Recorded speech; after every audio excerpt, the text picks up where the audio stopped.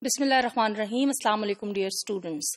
This session focuses on modes of address and the sociolinguistic scene of Pakistan.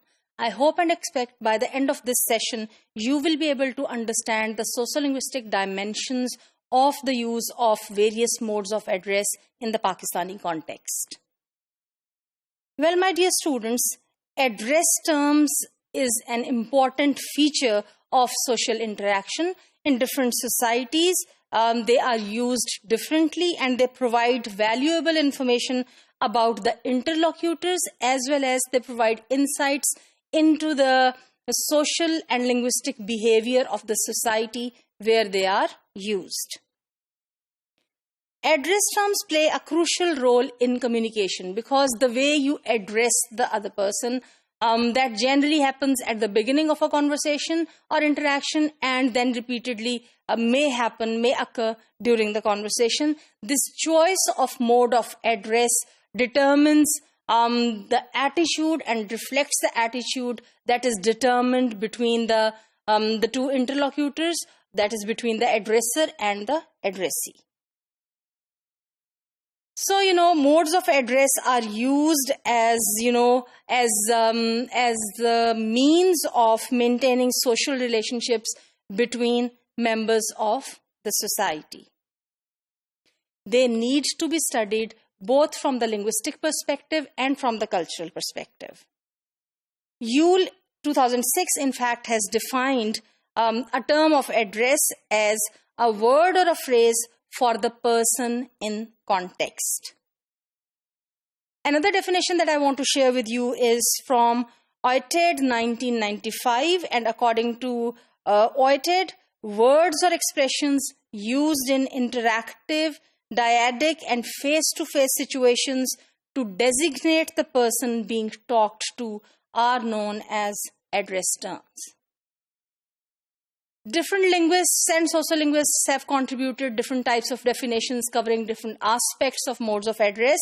Leech 1999 asserts an important formulaic verbal behavior well recognized in the sociolinguistic literature as the signal transactional, interpersonal, and deictic ramifications in human relationships. So basically, through his definition, Leech has pointed out how modes of address work as an important formulaic, method of performing certain functions in social interactions, when it comes to, the use in different contexts in different societies.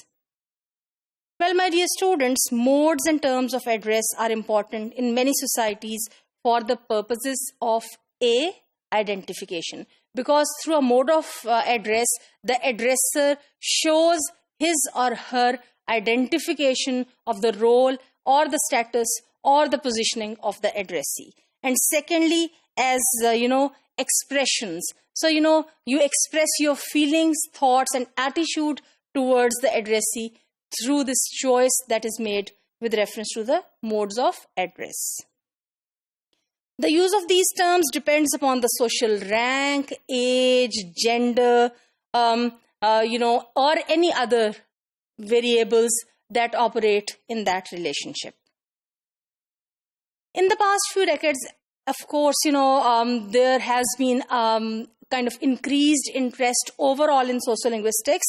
So, sociolinguists have shown great interest in the study of modes of address as they are used in different societies.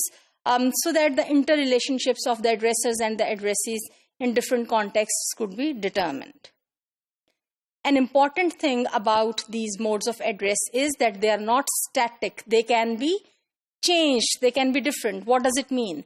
In an interaction A, speaker X and the addressee Y, when they are interacting, X can use different modes of address in the same situation A for this Y addressee. There is another possibility that speaker X and Y addressee are the same, but the situation is different. In situation B, what would happen? There can also be a shift in that case.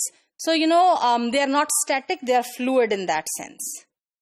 And they vary according to the social culture, according to the social status, according to the positioning of the addressee in relation to the addresser. And as I have already mentioned, that class, education, occupation, and age matter in that case, but alongside certain other factors such as power, solidarity, politeness, race, and ethnicity also operate. In fact, culture is a major determiner, a major determining factor, I would say, when it comes to the use of these terms.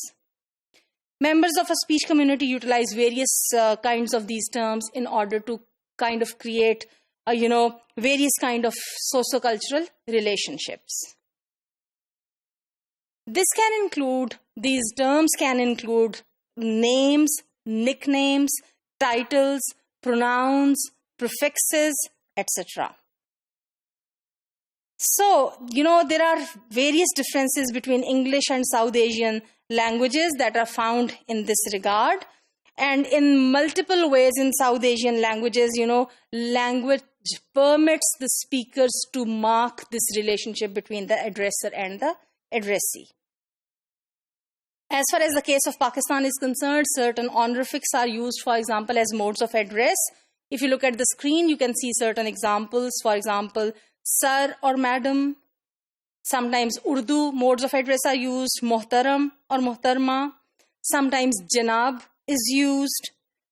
Sometimes to add a religious connotation to the identification of the status of the addressee, term Maulana, mode of address Maulana is used. In the same way, mufti is used. So, there is a highly developed system of naming. Sometimes the use of first name to show informality. Sometimes the use of last name, the surname, in order to show, professional association or a formal association with the addressee. They are used. Overall, what I would say is modes of address that are used in a particular society, they in fact provide insights into how, the addressers, they establish a certain kind of a relationship with addressees in a particular interaction that takes place in a particular sociolinguistic context.